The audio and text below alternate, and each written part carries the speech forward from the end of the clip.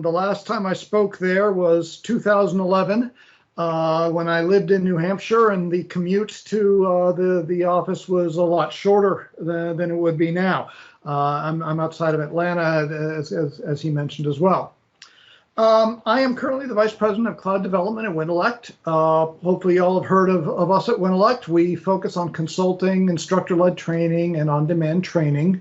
We like to say that we trained Microsoft how to do Microsoft for years. Even if you wanted to develop the part of the Windows team, you had to take our training. But let's see, about me, I tweet at the .NET Gator handle. I'm an Azure MVP, a certified trainer, developer associate, and a cloud solution architect, among a few other superlatives. Let's see, the last time I was up there talking to y'all, I was presenting the brave new world of Windows Phone 7 development. And hopefully we're talking about something new and different today. Okay. So diving right on into it, so why am I here? What am I talking about? What is the problem here? When it comes time to work with your application with users outside of your organization, you end up having some implementation decisions you have to make. And in particular, when authentication and user identity comes into play. And you can implement your own authentication solution, but the reality is doing authentication right is really hard and really nuanced. And if you get it wrong, the consequences are pretty severe. Anything from regulatory sanctions and fines, or maybe more worse, you might lose your customers' trust. And you can take a long time to build up the trust of your customers, and you can lose it in just one data breach, in one instance. So you want to be careful when you're working with identity and things related to identity. Another thing you want to think about when you're trying to identify who your customers are when they're coming onto your site is sometimes they're a little fatigued in terms of credentials. I'm logging into somebody's site. Oh, great. Now I got to set up a new username and a new password yet again. And, I use a password manager. I recommend everybody else do too. But, you end up with literally hundreds of passwords that you're trying to manage and accounts that you're working on managing and keeping track of and making sure that you've got unique passwords and all of this other stuff. It might be more interesting to allow your customers to sign in with credentials that they're already comfortable with. Things like their Microsoft account, LinkedIn, Facebook, Twitter, Amazon, those kinds of accounts that they already use a lot, and they may use in other sites as well. Or maybe even they're part of an Azure Active Directory. You're doing something that kind of is consumer but has a slight business edge to it, and maybe you want to federate out to them or to something else that implements modern identity protocols.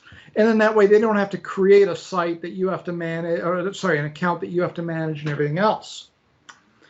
Another thing to think about, when users register to use your site, what do you need to know about them? And I stress the word need deliberately there. On one hand, you got to think about regulations like GDPR and its California counterpart. And these things compel us. We want to collect as little as is absolutely necessary about our customers. The idea is, I'm no longer, when I collect data about a customer, we have to kind of start thinking about it in a new way these days. It's not my data that I've gathered. When I collect information about you, when you're logging into my site, it's actually, in the parlance of GDPR, your data. I just happen to be holding on to it for a little while, and you get to decide when I have to get rid of it. So what is it that's absolutely necessary for me to collect? Again, I want to collect as little as possible, but I may need to get some information in order to work with you effectively or to give you a good experience when you're working with my application. If I'm doing an online catalog, an online ordering system, collecting your zip code might help to understand, okay, what are the shipping rates?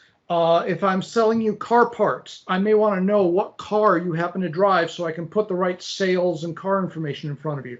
So what is it that we want to collect about users and know about them so that we can then have intelligence but not know too much about them? When a user logs into my site, should it look like they're still using my site? If I'm going to offload responsibility for authentication to something else, should it look like somebody else's brand and are users going to freak out if suddenly things change drastically? Or should it look like it's built in and part of my application? And what can I do about that? Oh, and by the way, as part of the login experience, is it just username and password? Are there other things I need to consider and work with there? If I'm doing online games support, do I need to collect gamer tags? Do I need to reach out to external third parties and do user identity verification? Things like Experian provide these services. There's even a service out there that analyzes your typing patterns to try and use that as part of an identity. Is it really you, or should I check deeper to find out if it's you? So there's a lot of different ways that we may want to enhance this authentication thing to understand users and to collect what information to determine what information we're going to collect about them. Oh, and by the way, while you're thinking about all of this, at some point you actually have to solve the problem that your company is trying to solve. So do you really want to spend all of your efforts working on kind of a bespoke identity solution, or do you want to leverage things that people have already done and allow you to focus on what your business domain happens to be? So with all that in mind, now we're going to talk about Azure Active Directory B2C. These are kind of the problems that B2C is intending to address. It is secure. It's built on top of Azure Active Directory, and Azure Active Directory powers a ton of services in the Microsoft portfolio. Everything from identity and access management for Azure itself, for Azure Subscriptions and Azure Resources. It also powers Office 365. It powers Dynamics, just a whole fleet of Microsoft services for which Azure Active Directory is the underlying identity management system. So they make sure this thing is bulletproof. For many of us, I think it's fair to say they're investing more into the security of Azure Active Directory than our companies earn in a year, easily. So, okay, so we got Azure Active Directory. Another thing to consider about this is it is the idea of we are federating our identity responsibility off to someone. Our applications are not collecting or managing passwords, and that's actually a pretty good thing. Our applications are letting something else determine the identity, and we're trusting that other thing, that other reliable, high-scale thing to manage our identity for us. But the nice thing is, since we're not collecting passwords and we're not storing passwords or password hashes, we can't lose that information ourselves either. Somebody else is going to lose it. Granted, we're responsible for that, but something like Azure Active Directory has got a good enough track record and there's a big enough investment that I think we can go ahead and make that trust leap over to it. Azure Active Directory B2C, one of its big hallmarks is that it is customizable. You can choose which identity providers you will allow users to use credentials from, or you can actually have it, okay, I am going to have the user enter a new username and a new password in this system, and it'll manage the username and password for you, and a combination of both of these as well. You can select and choose what values you'll be collecting from the users and which values will be then in turn returned back to the users as claims as part of an authentication process. You can customize the user interface and give it your own company branding.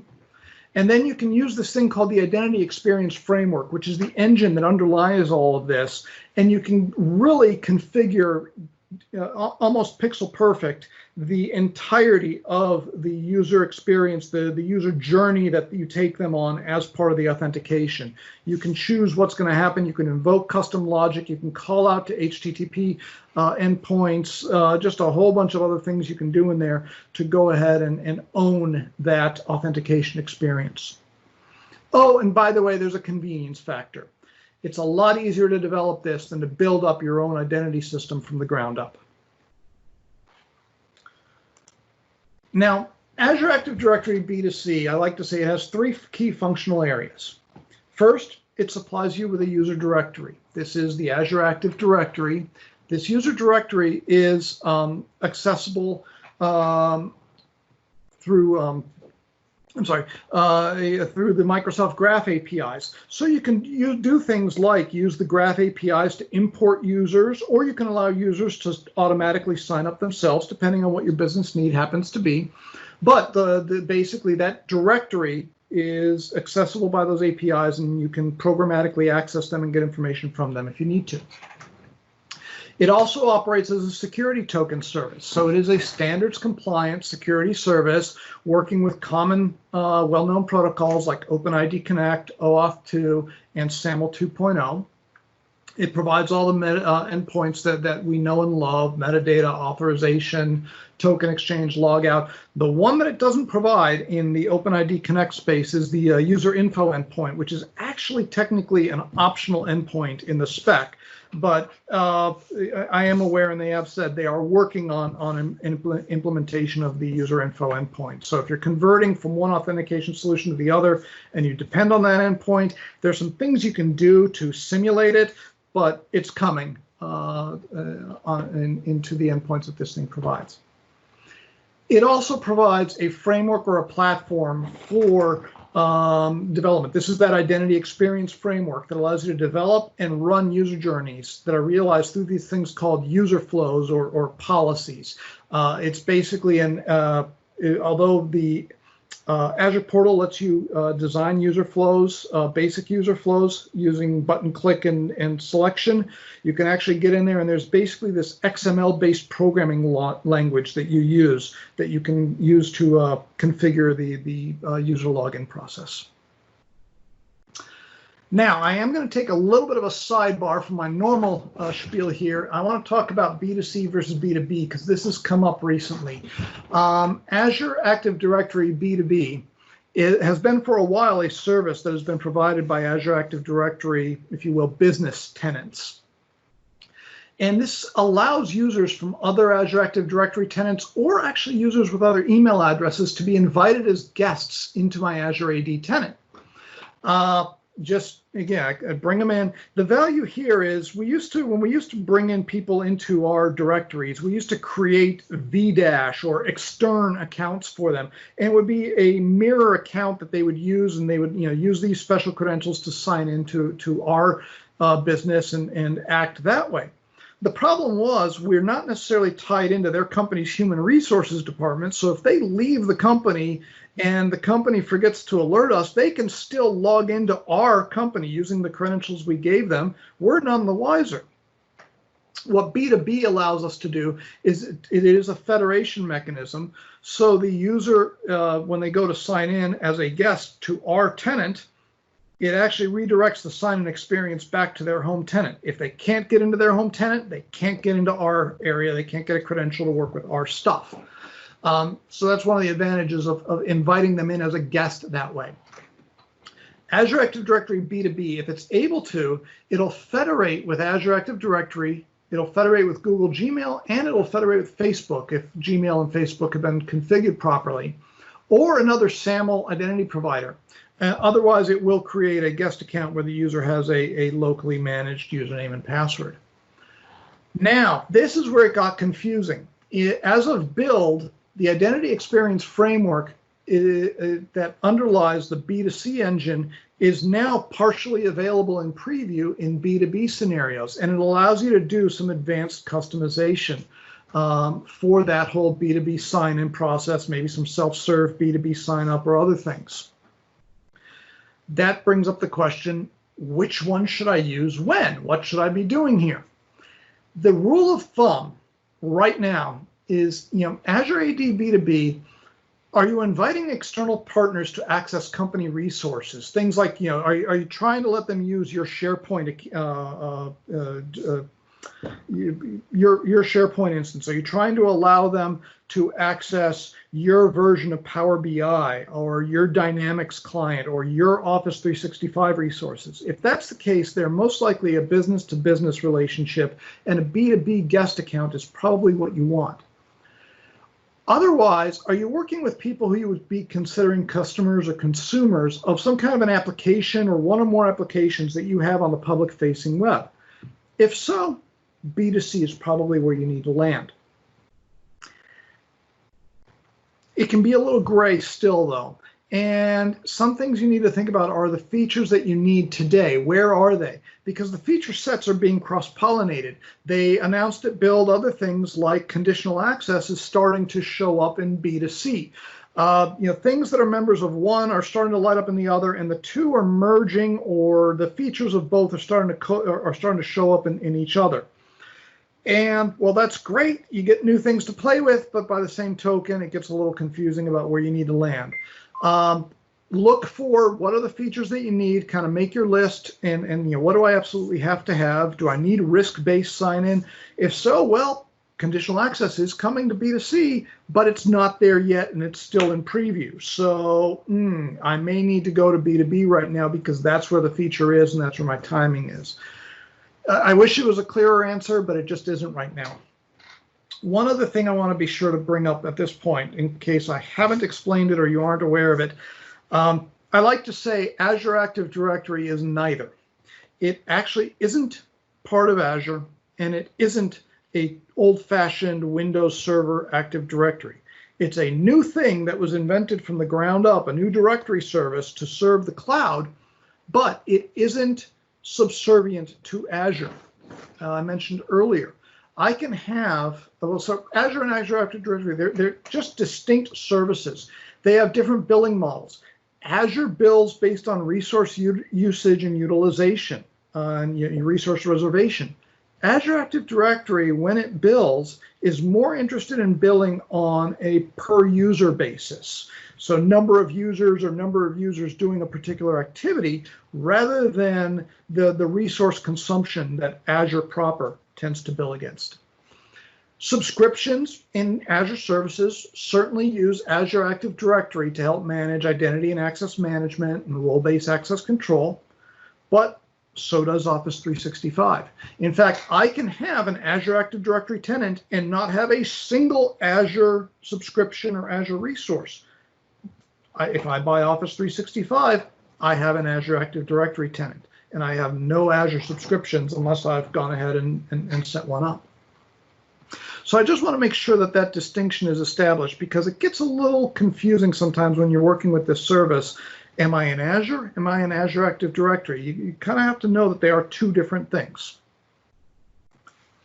Now, working with Azure Active Directory B2C, the first thing you need to do is you provision an Azure AD B2C tenant. And that's an Azure Active Directory tenant with some special sauce added in there to help with the B2C process. But it is just an Azure Active Directory tenant. The next thing, okay, well, I want to use this to help authenticate. I need to register applications. And this is true not necessarily of just B2C, but any modern authentication solution. You need to tell that solution about the things that will be asking it to authenticate. When I register an application, I tell the B2C tenant about the app. Usually I'll provide it with some kind of reply URL or redirect URI, and it in turn will give me an ID for that particular application. It'll give me a GUID that identifies that application. When I go to make authentication requests, typically what I'll do is I'll say, hey, I want to authenticate. I'm doing so on behalf of this application. Here's the ID. And I want you to return my answer to the reply URL that I'm giving you here. And that reply URL and that ID had better match up to what you've registered inside of the Azure Active Directory tenant, or the authentication process will be refused. Thing I'll do is I'll configure my identity providers, and I do have to cheat and look at my list here. I mentioned you can use the built-in email password support that it has for you. There's also support for Microsoft accounts, Facebook, LinkedIn, Google, Amazon, Weibo, QQ, WeChat, Twitter, GitHub, and OpenID Connect, just general purpose standards compliant OpenID Connect. That one is really interesting because, Azure Active Directories, like the ones our companies use, are OpenID Connect compliant. So I can actually authenticate against companies using that OpenID Connect option. And the one you might notice that you don't see here right now is Apple, sign in with Apple. There is documentation for how you can use the OpenID Connect one to do that, and they have announced that they are working on the Apple sign in with Apple to help realize those solutions, especially because Apple is mandating that if you are going to release applications with certain sign in options on their platform, you must include sign in with Apple in addition to your own. Okay. So once I've chosen and configured my identity provider, I can choose which attributes I'm going to collect and which attributes I'm going to return. There's a whole bunch of predefined ones, plus you can define custom fields that you can work with as well. And then I define and configure these things called user flows, or sometimes they're called policies, depending on how you're working with them. And that basically brings together some of these things that I've configured. I choose which identity providers I want to allow for this particular user flow, for this particular action, if you will. I want to customize what the data collection is going to be. I'm going to customize what data is returned. And then I can also customize the user interface and branding for that particular flow, for that particular operation. All of that, great. I'm done with B2C. Now I go back to my application in my middleware or my general programming configuration, and I do some work over there. Because this is a standard with OpenID Connect, mostly what I'm telling it is information about the application and about the B2C endpoint. I'll tell it the tenant name, that's that B2C, tenant name.b2clogin.com. When I create the tenant, in addition to setting a name, I'll get an ID for it. And that's usually just the tenant name.onmicrosoft.com, or I can substitute a GUID. They're equally valid here. And these two URLs, by the way, are interchangeable. I'm going after the 2.0 endpoints. I'm going to use the well-known OpenID configuration. That's the metadata endpoint for an OpenID Connect authentication operation, which will tell your application about your OpenID Connect configuration. And then I can specify the policy name that I want to go ahead and use, the operation I want to go ahead and perform in this particular authentication operation. By the way, the other, I can either include it as a query string value, or I can include it down here embedded inside of the URL. They're basically interchangeable. What this does is this generates this nasty bit of business, this URL here, or something similar to it, where your application is making a call to my Active Directory B2C tenant, my endpoint and my tenant ID. I'm calling the OAuth2 v2.0 authorize endpoint. I want to use this policy, this user flow. It happens to be named B2C1_5 custom UI nice. We'll see what that's all about in a minute. I'm telling it what client I'm authenticating on behalf of and where to return my answer. In this case, https://windelect B2C demo.azurewebsites.net. I needed to have registered this endpoint with that client ID, again, or things will be refused. So I can't just say authenticate against this client and return an answer over there somewhere. It has to be something that an administrator has registered, and then that way it avoids potentially having your credentials going off to places they shouldn't. What type of response I want, what the scopes, what kind of permissions over my data do I want, and how do I want the response to come. Nonce is a bit of a security effort. I'm going to give it some data, and then it needs to be returned to me, and I need to make sure that wasn't tampered with, and some state information as well. You generally won't be terribly worried about this endpoint. You'll use some kind of software or middleware to generate it for you. Otherwise, you'll be in HTTP hell trying to figure out how to generate these yourself. That's a lot of talking. I actually want to dive in pretty much for the bulk of the rest of the talk and actually show this stuff in action and kind of demo it and get our hands dirty with it so we see more what it is. Before I go too much further, are there any questions so far? Okay, let's have some fun. Let's dive into this.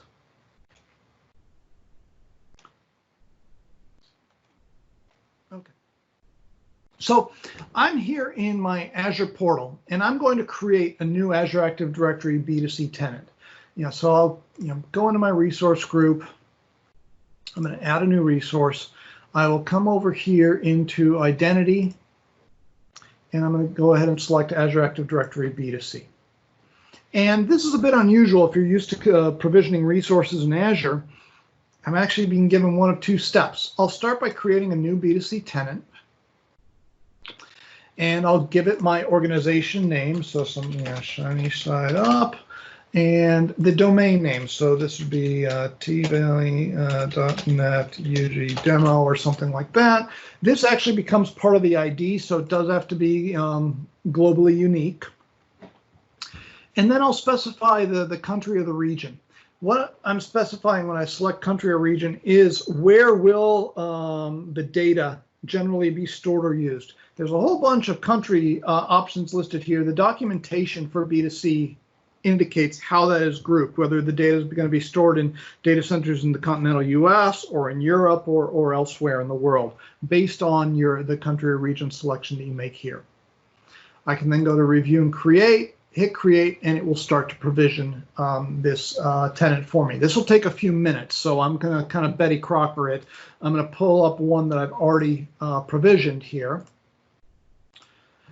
And when I first created, I've got my shiny side up B2C demo tenant here. And you'll notice it's telling me an Azure subscription is required. This is where Azure AD B2C crosses over a weird boundary. It is an Active Directory tenant. Normally this would be billed, user basis, but it is a service that I'm using from Azure. So what I have to do is I have to associate that B2C tenant with an Azure resource.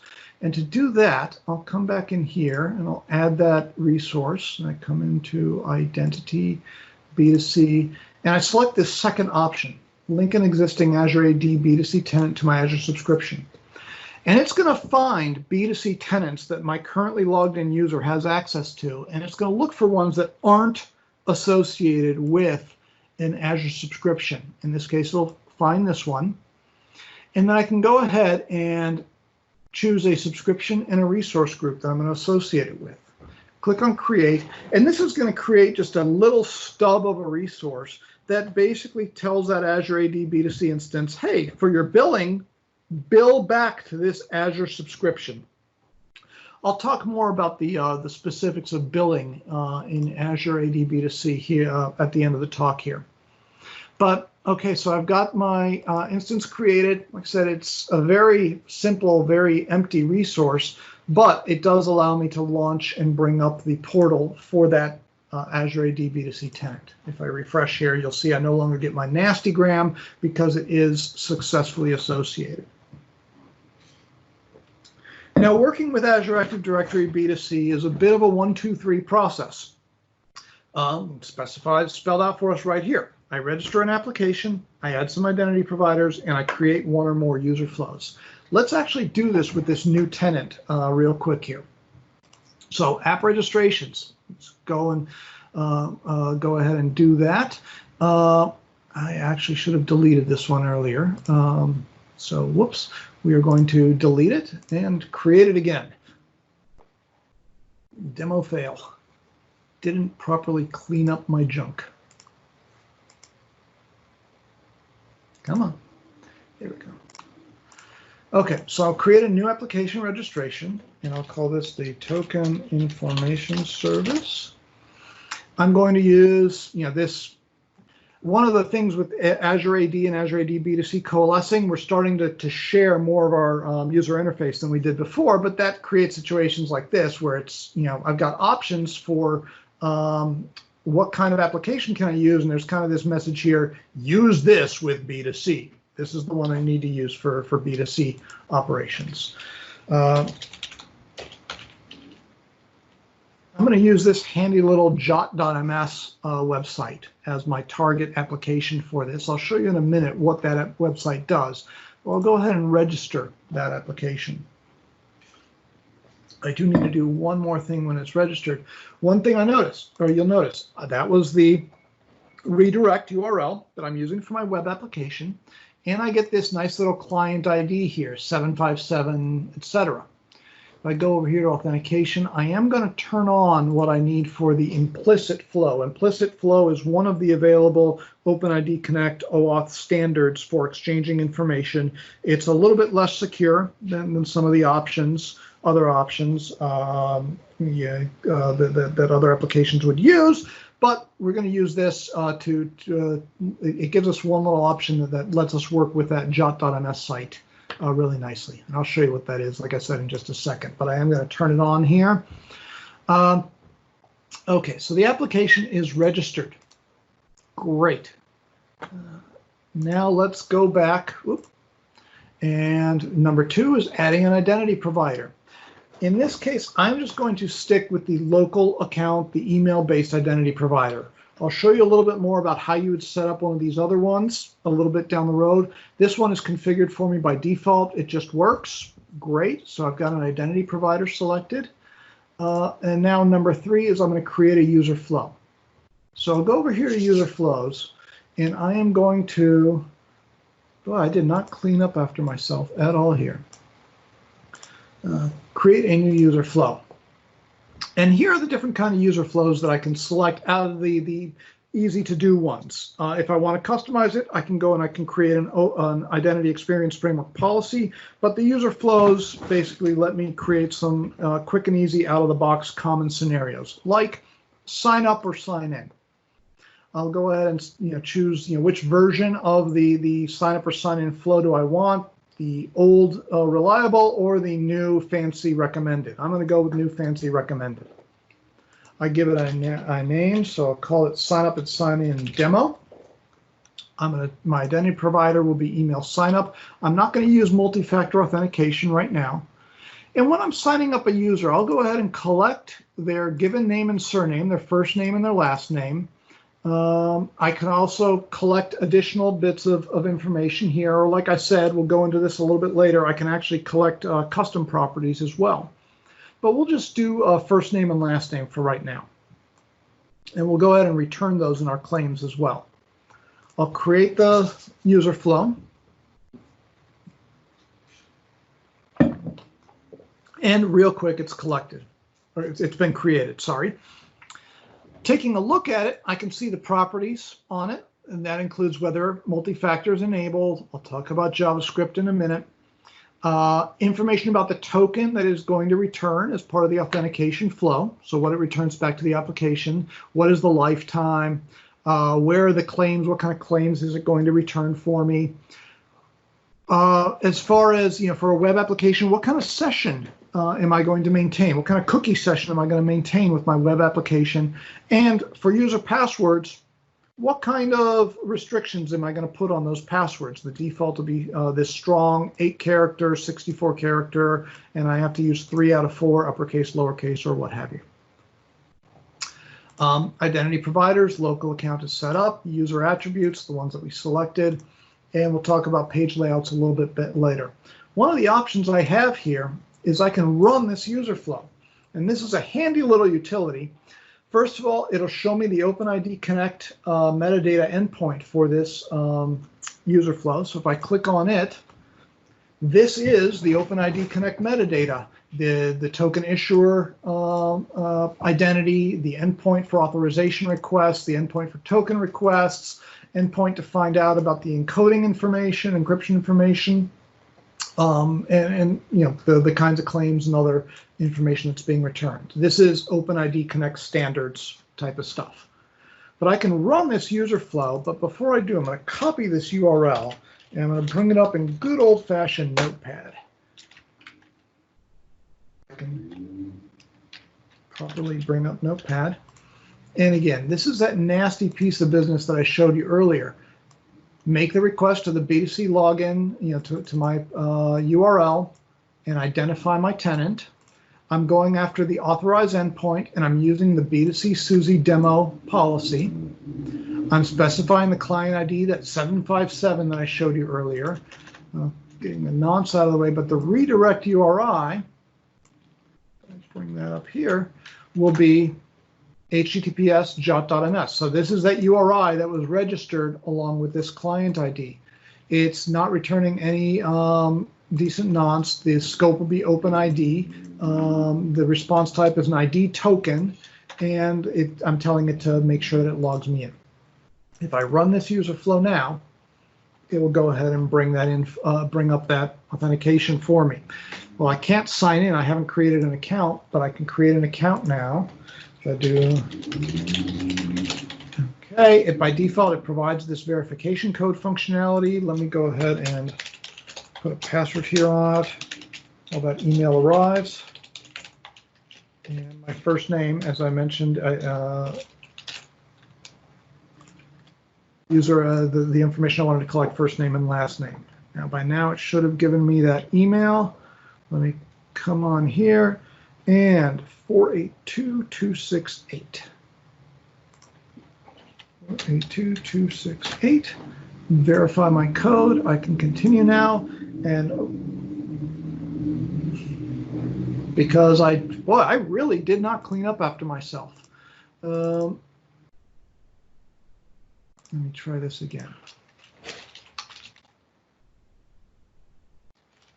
I'll use a different email address this time. I just have to wait for my verification code to arrive.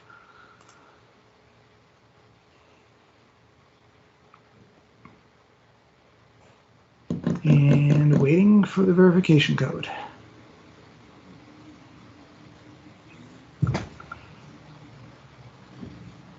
I spelled the email address correctly.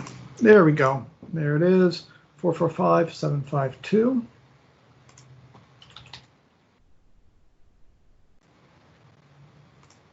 I could just as easily have gone in and deleted that user. Now here's what jot.ms does for us. Jot.ms will read an ID token returned on the URL, which is what happens when you're using that implicit login that I specified with the ID token response type. So my token has been returned here as a fragment on my URL. This thing will take that token and will go ahead and decode it, and will give me the information about the user sign-in, including this is, when does my token expire? It isn't available before this particular time.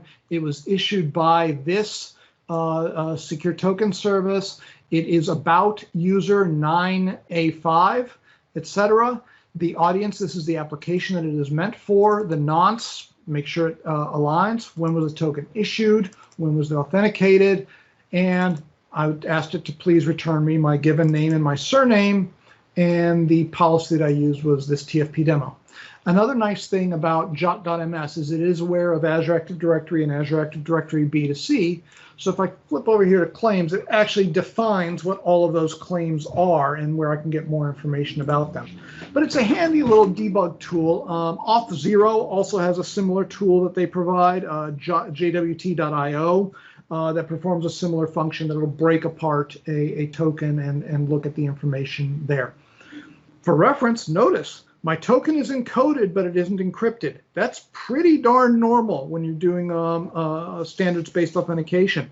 It's exchanged via HTTPS. It is digitally signed. Here's the digital signature that goes with it to make sure that it doesn't get tampered with in transit. And it's digitally signed using the one of the keys specified over in the that I can get at by going to this metadata URL. But bottom line, ultimately, is this is just an encoded value. So, but again, ultimately, this is the information that is returned to my application by that authentication process. And you notice jot.ms has no idea how to gather username and password from me. This is something that Azure Active Directory B2C did for me. Jot.ms has no idea if I was done with two-factor, if I, maybe I inserted a smart card into my computer. It doesn't know a FIDO2 or anything else. It has no idea or no concern. It's just, it trusts the information that it got from that token that was properly digitally signed. Okay. So that was that part of things. Let me go to a pre-baked Azure Active Directory tenant here to move things along a little bit quicker here. So some of the things, we kind of showed, okay, great, I've created that policy, that user flow, signed in, it was nice and easy, fantastic. But what if I want to do something a little bit more interesting? What if I want to do something like, use multiple identity providers?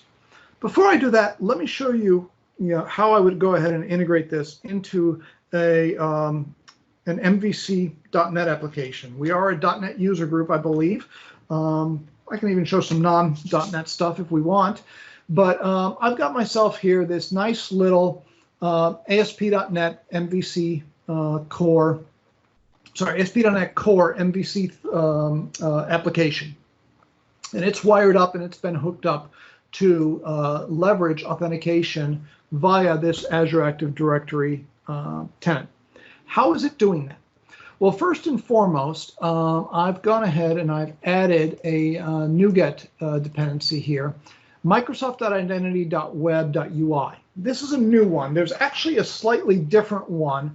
If I bring up my regular core, I should be able to see Microsoft.ASP.Core Authentication Azure AD B2C.ui. This one is supplied by the ASP.NET Core team. It isn't necessarily being kept up to date. You have to use a different one if you're using Active Directory as opposed to Active Directory B2C. Going down the road, this one will be replaced by this new one, identity.web, that's currently in preview, that is managed by the Microsoft Identity Platform team itself. There's another library out there you may have heard of called MCEL, Microsoft Authentication Library. That is also maintained by the Identity Platform team. That is used to gather access tokens to interact with an API, whereas the Identity Web is used as middleware to have an ASP.NET pipeline request authentication. Where you will use MCEL is in places where you're chaining to make API requests, where you've got maybe static clients or console applications or desktop applications. There's also a variety of different MCEL versions for different platforms. There's an MCEL.js that you can use to add support to request tokens for a JavaScript SPA type application. As well as an MCEL.js specialization for Angular that's ready to go to work with Angular type of SPA applications. But anyway, I've included this identity.web middleware component. And then, like most middleware components, I will go ahead and hook it up over in my application's startup. And you will see here in my configure services, I'm going to go ahead and where did I put it? Okay, so first I'm going to call services.add_sign-in. This comes by virtue of that library, and it's going to reach into my configuration and retrieve configuration information about my authentication endpoint. That information I've got here. I got a little spread out for the sake of demo, but I'm specifying a domain. That's my tenant domain. The instance, which is that URL to get to the tenant. The client ID that I've registered, I've gone ahead and registered this client. I'll show you that in just half a second here. And then the names of the policies that I might use for sign up or sign in, for edit profile, or for reset password is what this supports currently. Back in my startup, so those that configuration goes ahead and comes on in and gets set up and primes this up. I will also add to my controllers Microsoft Identity UI. And what that allows me to do is it allows me to extend my layout, or my login partial, sorry, to include references to this ASP area. So basically the assemblies that come in with that NuGet package already have user interface, sorry, not user interface, but already have controller actions defined that provide stock implementations of things like edit a profile, sign out, sign in. So I don't have to create that boilerplate code, and then I can just go ahead and leverage that easily inside of my application. See, I've done login partial. The other thing I want to show you is in my home controller, I've got this claims controller endpoint, which is being governed by an authorized attribute. All this basically is doing is it is taking the current signed in user, if they exist. Well, it's protected by authorized. A user must exist, and it's just going to dump all of the claims that that user has, so I can see on the screen what did that user sign up with. I mentioned I was going to show you the application, that I've registered the application. So if I go to the app registrations here, and I look at, in this case, all, it's going to be in basic.NET Web. And you'll see I've got my application ID is 2351F. If I come back to my app settings, you'll see 2351F. So I've told them about each other. If I look at the URLs that I've defined as callback URLs, I've got a whole bunch.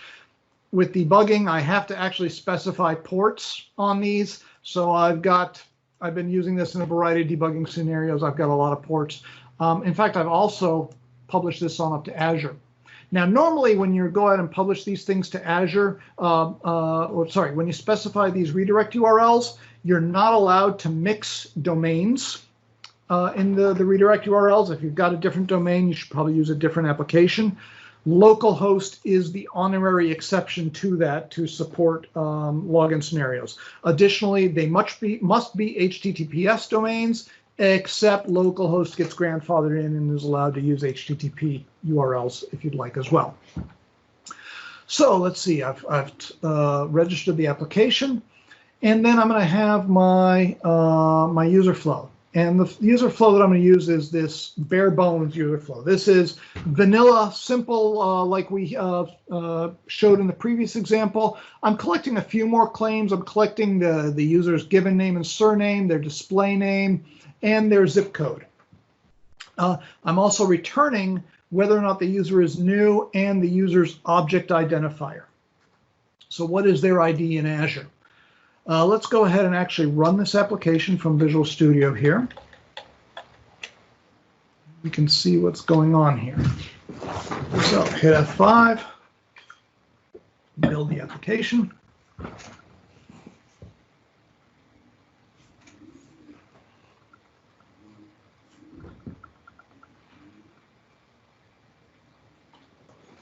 And I went a bit slow on all of that. Okay, we'll accelerate here a bit, but I can see it, knows that I'm not signed in. I'm going to go ahead and sign in. It'll redirect. That's that whole URL that we saw a little while ago. And I did delete the users over here, so let's go ahead and sign this user up. And send that verification code. And while I wait for that, let's do this out. John Garland. I'm going to put some decoration on this so I know who it is, because I've got a few John Garlands in there. And I'm going to call it John Garland Local. Okay, and have I received my code yet? Yes, I have. 536877. Verify my code, hit create, and this should create that user. And hey, John Garland. If I go and I look at the claims for that user, sure enough, my ID is going to be 288, etc. When I was authenticated, the object identifier, the email for that user, sure, yep, it is a new user. You get that only the first time when you sign up. When you sign in, that will be set to false. My given name, my surname, the zip code I entered, the display name, and the policy that I used to sign on up. And then my application can use that to drive whatever logic it wants to. Maybe I'm going to use my ID to look up information about this user in a local database and retrieve some favorite settings or some other information about the user. Okay. Now, I mentioned you can use other identity providers. Let's take a look at that really quick. What's involved in that? I've got this identity providers profile set up. And in it, I've gone ahead and configured a variety of different identity providers. In my looking at setting up those identity providers, I'll look at that on the B2C tenant itself, my Microsoft account. I've got this origin URL and callback URL, and then I give it a name, and I provide a client ID and a client secret. Where did I get these from? I got these actually from the Microsoft account application registration itself. If I click over here, it takes me to a handy little documentation page, and the Azure Active Directory B2C documentation does a good job of tracking all of these and providing fairly updated instructions. Hey, go over to their website and tell them about the application that's going to be referencing this to sign in.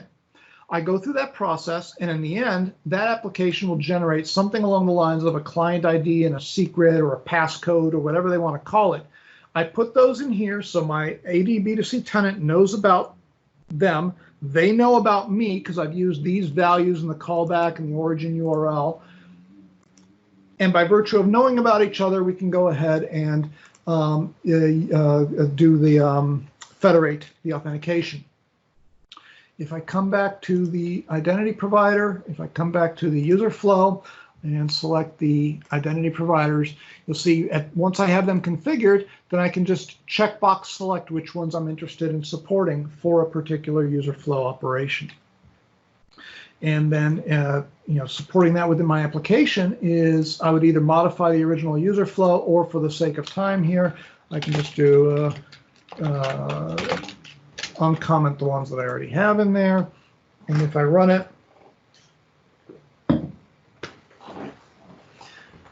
and I authenticate,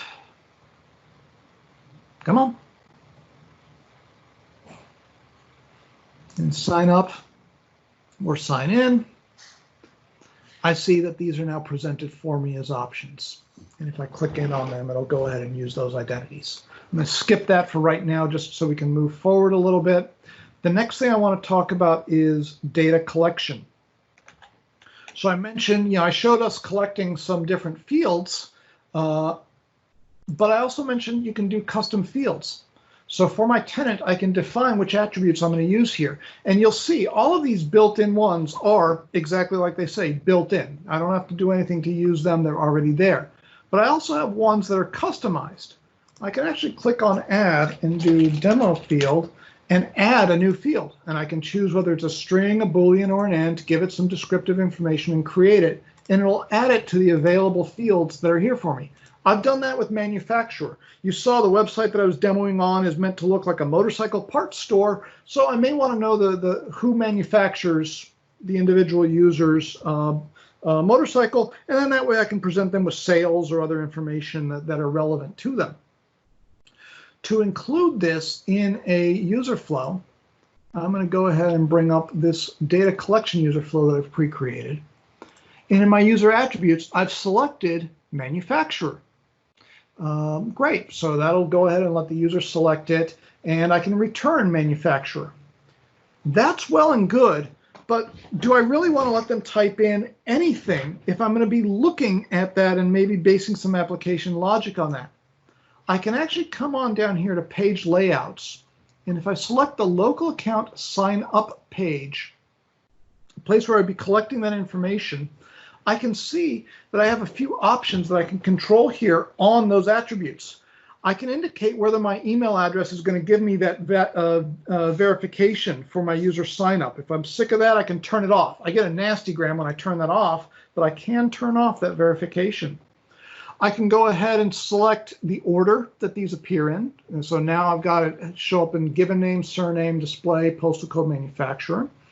I can give them alternate values. So instead of surname and given name, I can call it first name and last name, or instead of postal code, I can call it zip code. And I can select how it's going to be displayed. And I can choose between text box, radio buttons, drop downs, or check boxes. In this case, I've selected my manufacturer as a drop down single select, and I've got these pre-seeded values available for me there that I've typed in. This is what's displayed to the user. This is what's returned in the claim. So let's take a look at that now that I've gone ahead and done this, and see if it's improved the sign-up experience at all for my users. Let's go ahead and switch over to this one.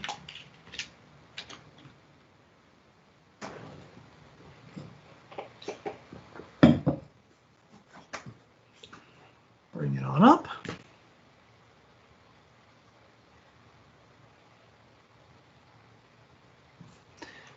if I go back to sign up and sign in, and if I was to sign up, I'll see now I've got the first name, last name, display name, so I'm using those names for those fields, as well as the manufacturer is now a drop-down, and the drop-down has got those values there. If I was to go back, let me cancel out of that and sign in.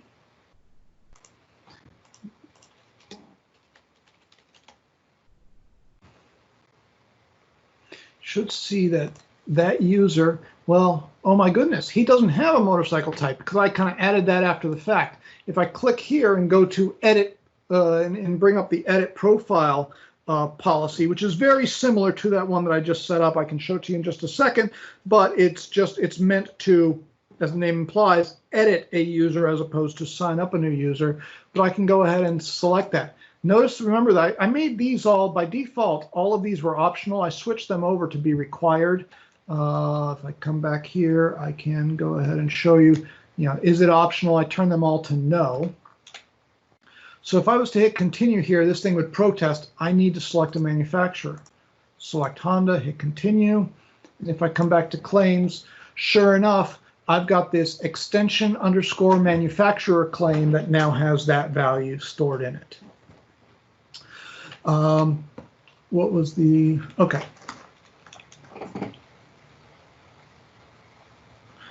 Now let's go ahead and close this.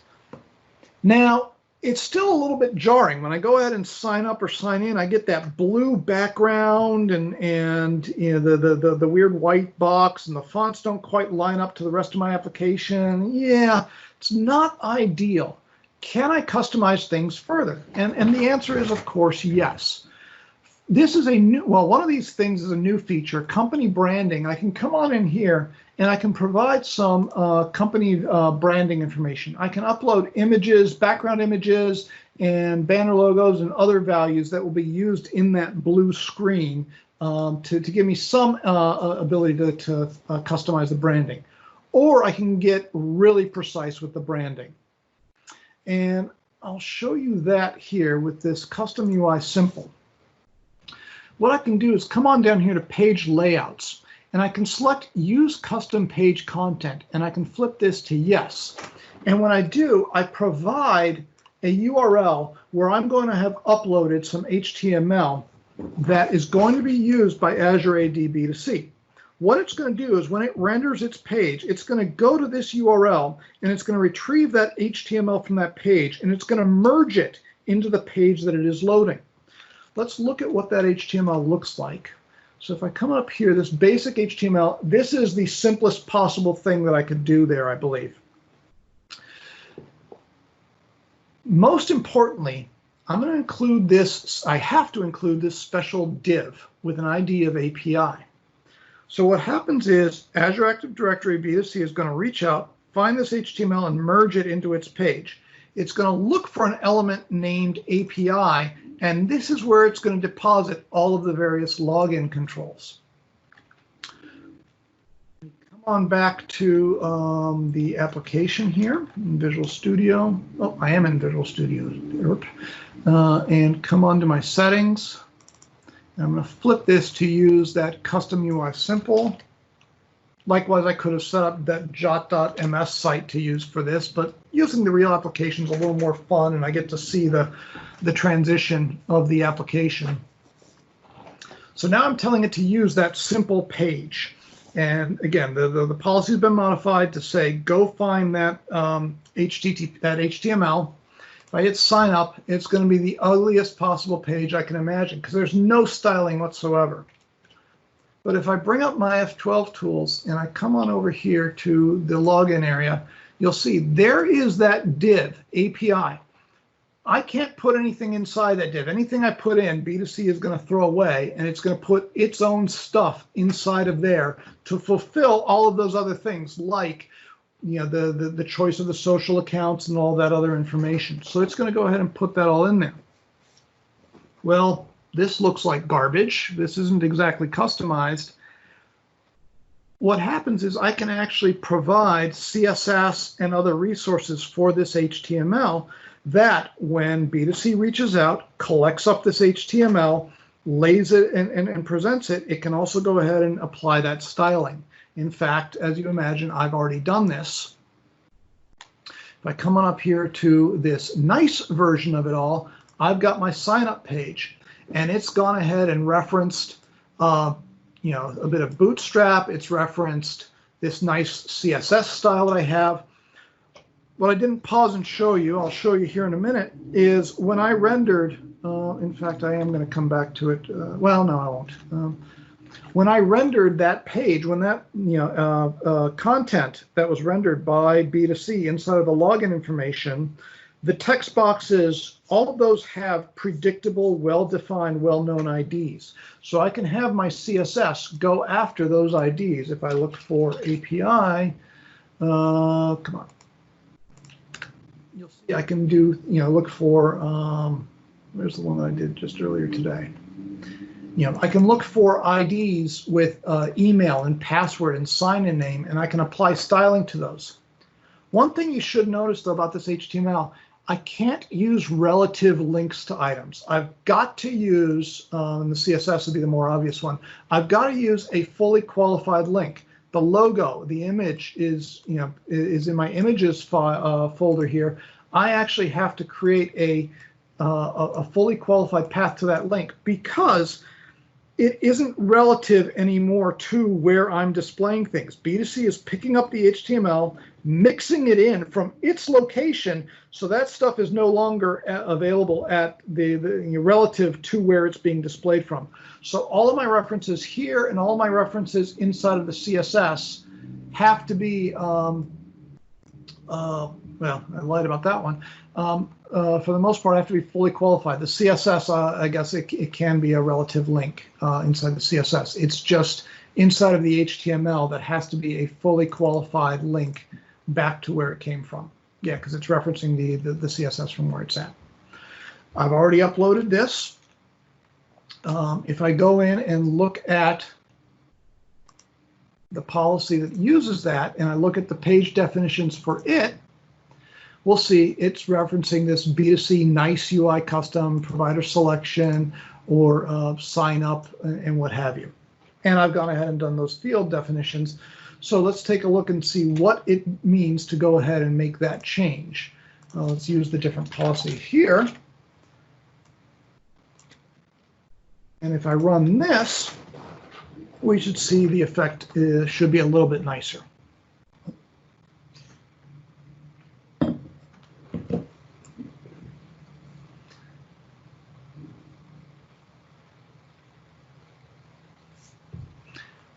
Okay, if I click sign up or sign in, we'll see this now gives me a background that matches my site background. I can add my own branding in here. It can look like it belongs as part of my site. I can go ahead and sign in.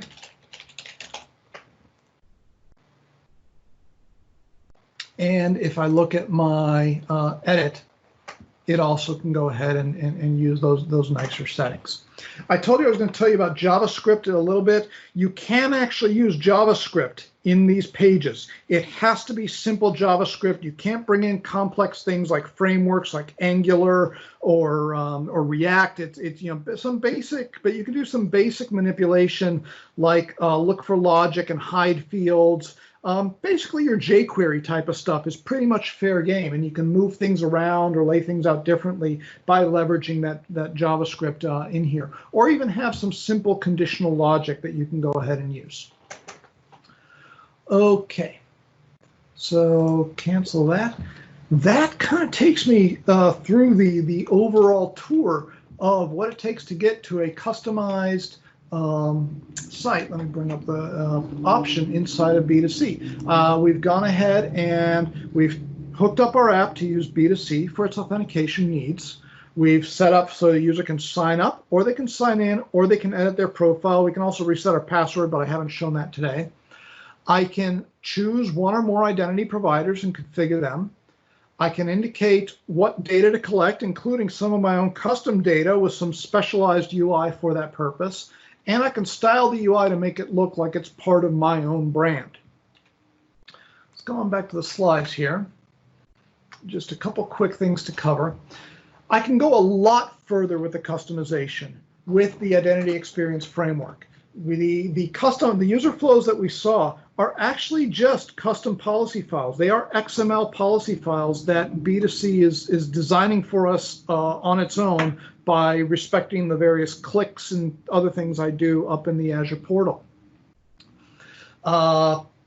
Let's see, I can do all kinds of crazy things with the UI. I can integrate RESTful API calls. The sky is largely the limit once you start to work with the IEF and the IEF customization. Now, how much does this all cost? That's all well and good, John, but what is this going to cost me? The pricing is a little bit insanely generous for B2C. Okay, there's a question. I'll get to that in half a second, Jim. Let me talk about pricing, and then I'll show you how I got those third-party login choices above the login. The pricing model that B2C uses is now what's called monthly active users, MAUs. And for the first 50,000 monthly active users on any given month, B2C is absolutely free. Now, one of these nice things about monthly active users is it's not counting the number of times that those users log in. If a user logs in one time, or if they log in 1,000 times inside of a given month, it is considered one monthly active user. There is no upper bound on the number of times that they log in. There's still, if it's just that distinct user has used your B2C tenant N times in that month, or at least once in that month, they're counted as a monthly active user. But you have to have 50,000 of them before you start paying for the use of this service. Once you get above the 50,000, the prices come in at a fraction of a penny per user, and as you go on up, it gets a little bit cheaper per user. Let's see what else I want to say about monthly active users. Yeah, if on month 1 a user logs in, but they don't log in at all on month 2, they don't count against your month 2 monthly active users. So it doesn't matter how many users you have in your directory. It's just how many users are active at any given time. The thing on top of this, though, if you're enabling multi-factor authentication or you're doing other things that involve text messaging or phone events, they are charged at 3 cents US per event. Okay, so I got a bunch of questions here to catch up on. How did I get the third-party choices above the local login? I believe that was just by virtue of the CSS that I had set up. So if I come back over to my CSS here, let's see. Do I still have that web page going so I can kind of look at it here? Sign out and sign in. And I'm just going to F12 my way and look at what the little section is here. Happens to be options. Okay, so it's it is claims provider list buttons. If I can't find it real quick, again, just the general idea is I'm playing games with the CSS to get things repositioned. Let's see. Anyway, well, I won't dwell on it too much, but yes, you can mess around with the CSS, or you can use, like I mentioned, you can enable JavaScript and use some of that jQuery to do some of that dynamic repositioning. Okay, how hard is it to debug the third-party auth providers when it won't work or stops working? Yeah, again, there is a little bit of black boxing going on here. Even with the identity experience framework, it can be a little bit black box. What you'll want to do, the key strategies to debugging, using sites like jot.ms or jot.io to help see what's in the claims and what's in the exchange. The other one is, the other lifesaver here is, and I'll be able to show this if I can just figure out how to Alt-Tab, is the F12 tools. I can come on over here to my networking tools. Let me clear this out. And if I hit Microsoft account, I should see, okay, here are the requests, here are the values. Of course, I didn't preserve logs, so let me cancel that and clear the log, hit sign up, clear the log again, and now I can see, okay, here's the sequence of calls. So I went from here to here. So these are just HTTP calls that are being made from one service to the other. So using your network tools, using tools like Fiddler, those go a long way to helping understand what's going on and what is or isn't working. Let's see, another question here is, can we get multiple flows in the same MVC core app? I wanted a limited choice for committee member logins and all choices for volunteers and performer applicants. Yeah, there's a few different ways to tackle this. You could do it as part of your flow where, as soon as you go in, the first thing that's presented to you is select, are you a committee member, a volunteer, or a performer, and then, drive your logic that way. Or another option is to present different buttons on that initial UI. Let me get rid of this now and cancel my way back here. Get different buttons up here that perform different actions, perform different flows. At some point, you may get to a point where this handy little bit of middleware, you're pushing against it too far, but it actually is bringing up different flows based on your actions. So you may need to go into it and kind of do what it's doing in terms of, again, this is all just generate a URL, send over the request, and interpret the response. So look at what it's doing. That system.web.ui or system.identity.web.ui is being developed in GitHub, and you can see what the various action calls are that it's doing, and see that, okay, if it's too simplistic for you, you can kind of do your own middleware handling there to support it. And absolutely have different options for you there. Like I said, the sign up and sign in is a different flow technically than the edit profile flow. And there's nothing to say that it can't be another sign up type of flow. Okay, see that? Thank you. Okay, thank you very much. And yeah, are there any other questions at this point?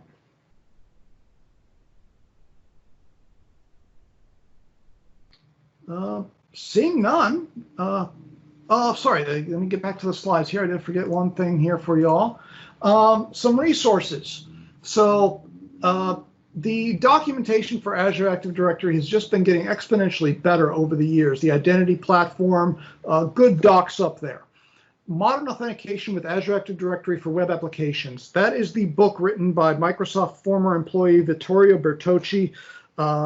Just absolutely one of the most invaluable resources for understanding modern identity and authentication as far as I'm concerned. The first several chapters have some of the densest information packing into a given page that I've seen in many, many books. My version of this thing is absolutely in tatters at this point because I just constantly go back to it as a reference. So I strongly recommend it. Now, B2C specifically, the documentation, again, in Microsoft Docs for B2C is certainly available. Working with the link that I showed you for how to get to, well, what do I do to integrate with Microsoft account as opposed to Facebook, as opposed to Twitter, that documentation is up there, and they do a pretty good job of keeping it up to date when those third parties change their sites. There's a host of sample projects that you can reference. How did you guys do this? How do I do it myself? Go look at the samples. It gets you a long way there up on GitHub. User voice, what are the features that are being worked on? Add your voice, add your vote to things if you need them done. For custom policies, I worked with Microsoft earlier this year and did a multi-part webinar that explores how to work with these custom policies in depth. The webinar is up and available for you to consume. Also, I wrote a blog. There's kind of a missing hello world aspect of working with this policy programming language, as I call it. So I kind of did the hello world thing and built up from there in a 7 or 8 part blog series earlier this year, and that's available. Please consume it. And then Build 2020, during Build, they had an Ask the Team where they talked about the current state of features and the direction of features for B2C. I went in there. I'm a member of some non-disclosure agreement groups with Microsoft. I knew about some things that were being worked on that I couldn't talk about. They mentioned each and every one of them. NDA isn't worth a whole lot if there's nothing to NDNA.